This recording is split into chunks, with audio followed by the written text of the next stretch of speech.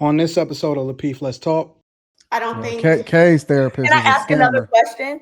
Kay got a scammer therapist. No, so hers is a little bit different. Rebecca, let me ask He you. was like, "Listen, I think you need therapy for life. I want to make sure that you're my client for the rest of your life." No, Anton, no. I have a question, Rebecca, because I think I like how you said that's your personal opinion, right? Mm-hmm. I agree that certain situations require therapy for a certain amount of time and then it's over, right? Mm-hmm. But some people use therapy just as general maintenance. They might see a therapist twice a year, forever, like until they, stop seeing the therapist, whatever. So how do you feel about people who use therapy not to get through a trauma or not to heal from anything, but just as maintenance, like going to the dentist? I think Kayla brought up that example last time, I think. Well, actually go under her husband. It's a beautiful thing. And there is a sense of power a woman has because, especially today, modern women don't want to submit to anything. They don't want to submit to no one, and so as a society who's perpetuated that idea, it is difficult for women to wrap their heads around. And we look at it the way that the movies put it or the books put it, right? That Dom submission role, right? That he's going to put me in a red room and like chain me up and I don't know, do whatever he wants with me. But that's not what submission actually looks like. It's having a sense of reverence, having a sense of honor and respect for the person that you decided to do life with. And it's a beautiful thing. It's a beautiful thing when you can say, okay, this is the man that I chose to be with, right? We chose this. Why don't I trust him? Right? And that's a question that I ask a lot of women. It's like, well, you don't trust your husband to make the best decisions for the family? You don't trust him to have the best interest for everyone in mind?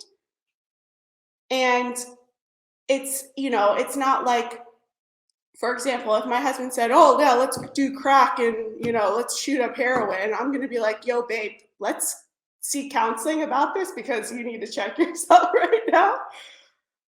But it's that ability to say, "No, babe, I trust your decision. I trust your decision making in our relationship.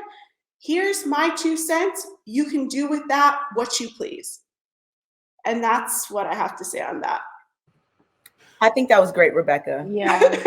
I fully agree with everything you said. It was even when I was away from the computer, I was listening like, Hey, Rebecca, I want to ask you how you feel about the 50-50.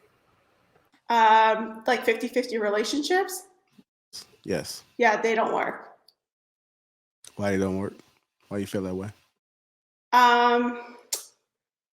Well, there's a lot of reasons why they don't work.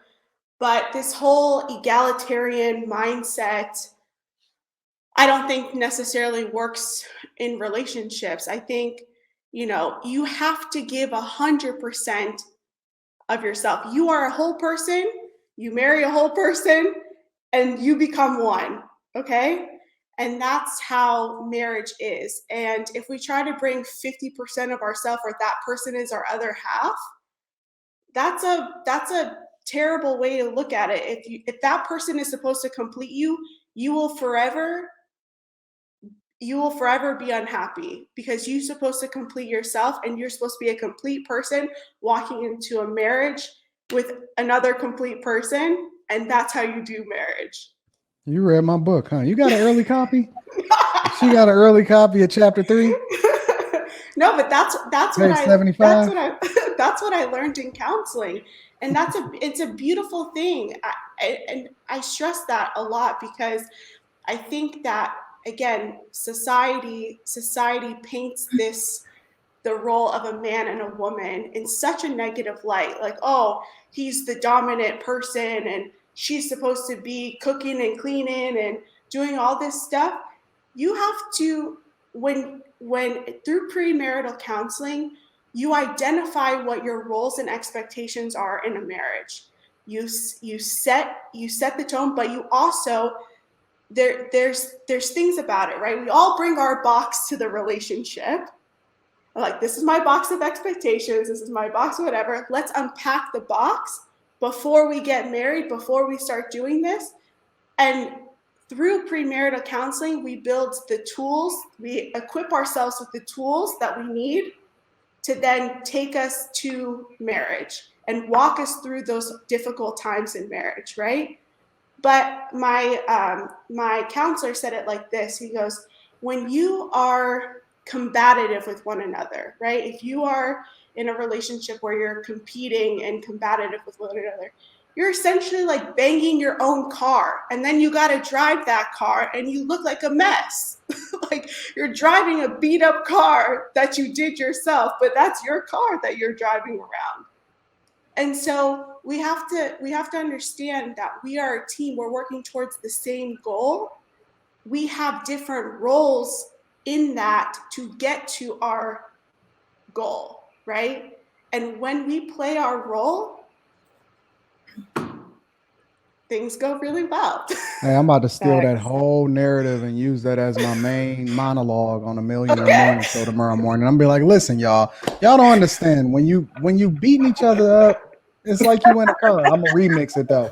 But you know, at the end of it, I'm gonna be like, listen, but when you bring your box, I'm gonna kick it over and say, fuck your box.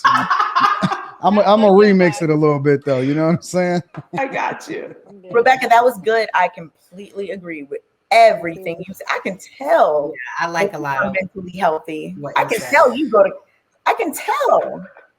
You use counseling and it just tickled Kay's fancy. Hey, Rebecca, I have another question for you. Sure. And it's about counseling, therapy. Mm-hmm. Do you feel as though you should be in therapy for a lifetime, or do you feel like you should eventually graduate from it?